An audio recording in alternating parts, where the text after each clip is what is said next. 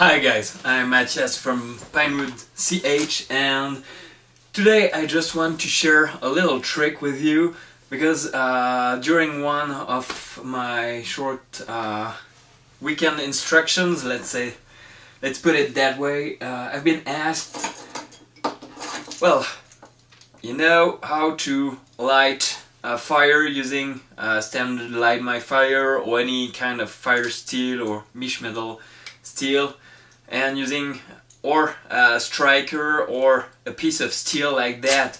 But now it works well, of course, but I've been asked, how would you do if you can't bring with you a blade like this duk or any other kind of piece of metal that allows you to strike the Firesteel? Well, of course, during this last year, since September 11, it's harder and harder to get on planes with a blade or something that you can strike a Firesteel with.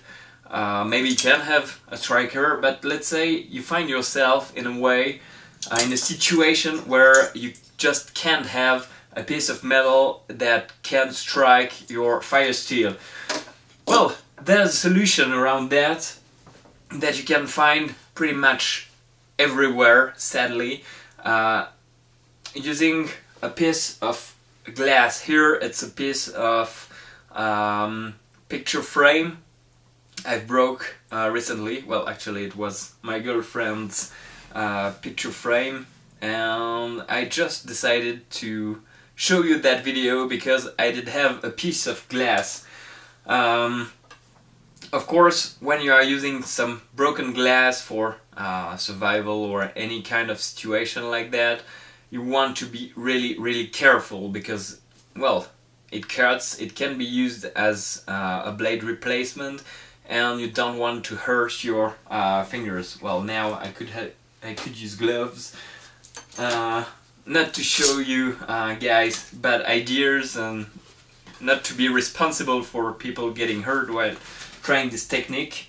This is why I make this disclaimer: be really careful. I'm not responsible for what you do with a piece of glass, but it works really well to strike your Firesteel, and sometimes you will discover that it works even better than a Firesteel striker.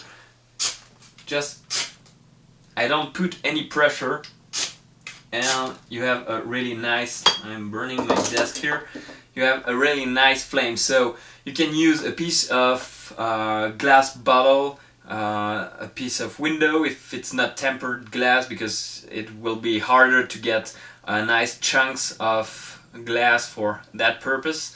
But the edges are so square. Of course there are other materials with a really square edge that you may use for that purpose.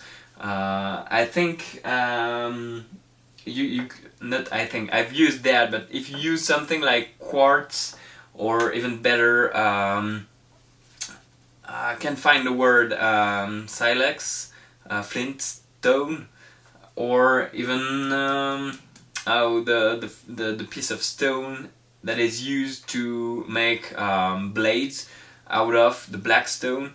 I just can't find the word right now, but so that you know that if you find yourself in a situation where survival needs you to make a fire using a Firesteel but without any kind of scraper, striker, anything like that, a piece of glass would be a really great replacement or alternative to the striker you might need or have needed in that kind of situation. So this is just a little trick, but I think it may be really useful for any one of you that may find himself in a bad situation, and so that you will now be able to bring with you only the Firesteel, and as long as you have an empty bottle, glass bottle, jar, or anything like that, or even if you find junks like beers bottles in the woods or stuff like that, you will be able to use that